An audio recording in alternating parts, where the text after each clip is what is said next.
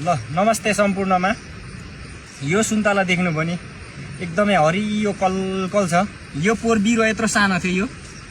यो चाहिँ मैले बिरुवा लिएको मध्येमा सानो मध्येको एउटा सानो हो।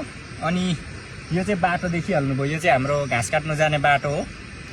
यो बढ्नुको एउटा मेन कारण चाहिँ के भन्दाखेरि मान्छेको पिसाब।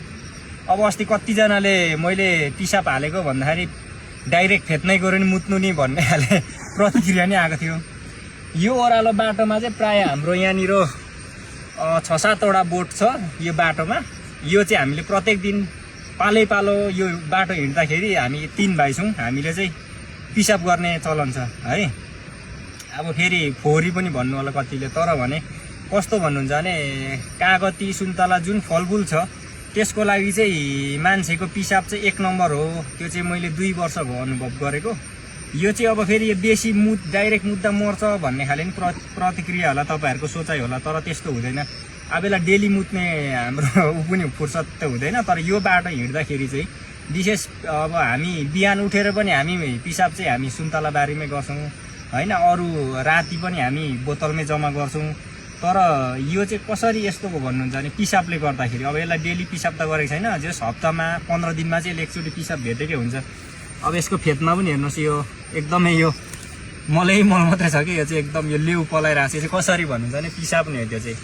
अब यो त यति ठुलो भइसक्यो, यो चाहिँ एकदम डेन्जर बढ्दै क्या। अब यहाँदेखि यसपालि बढेर यति बढिसक्यो, यसको यो हाँगाको अब यहाँदेखि बढेको। अब यसैपालि यो एक हातमा चाहिँ बेसी बढिसक्यो, यो त्यति बढिसक्यो। अब त्यही भएर गाईको पिसाब, यो भैँसीको सुँगुरको पनि पिसाब चाहिँ हामीले जहिले जम्मै गर्ने गरेको छौँ खाडलमा। तर त्योभन्दा चाहिँ अझै स्ट्रङ चाहिँ मान्छेकै हुँदो रहेछ। यो चाहिँ मान्छेको पिसाबले यतिको। यसलाई चाहिँ तपाईँको पोहोरदेखि मल पनि केही पनि हालेको छैन। यसलाई चाहिँ बास हिँड्दाखेरि पिसाब गर्नुले नि यत्रो भएको। अब त्यही भएर तपाईँहरू पनि अब सुन्तला खेती नै गरिराख्नु भएको छ भने, गर्ने प्लानमा हुनुहुन्छ भने पिसाब चाहिँ तपाईँको जुनै पनि मल नपुगेको बिरुवा अलिक कचल्ट्यो भने चाहिँ त्यसलाई तपाईँले अलिक पानीको मात्रा मिसाएर चाहिँ अलिक बेसी पिसाब हालिदिनु भयो भने त्यो एकदम राम्रो हुन्छ।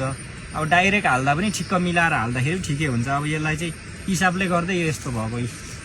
अब यो पोहोर त यो सानो थियो, यो लगभग योभन्दा थोरै ठुलो मात्रै थियो। अहिले डाँठ पनि एकदम ठुलो भइसक्यो यसको चाहिँ। यसलाई चाहिँ युरिन पावर भन्दो रहेछ यसलाई चाहिँ। थोरै यो चाहिँ अलिकति पिसाब भन्नु बित्तिकै मान्छेले अलिकति नराम्रो सोचे पनि यो बिरुवाकै लागि चाहिँ एकदमै हो है त। तपाईँहरूले पनि 8-10 बोटलाई चाहिँ मल खाँद खन्नु पर्दैन, पिसाबले नै तपाईँको भइदिन्छ, यो चाहिँ ग्यारेन्टी नै हो। तर हाम्रो चाहिँ जमाएर सबैलाई भाग लाएर लाउने बानी छ। रातिको चाहिँ, दिउँसोको चाहिँ प्राय बिरुवाकै फेदमा हाम्रो चाहिँ। हस् त, नमस्ते।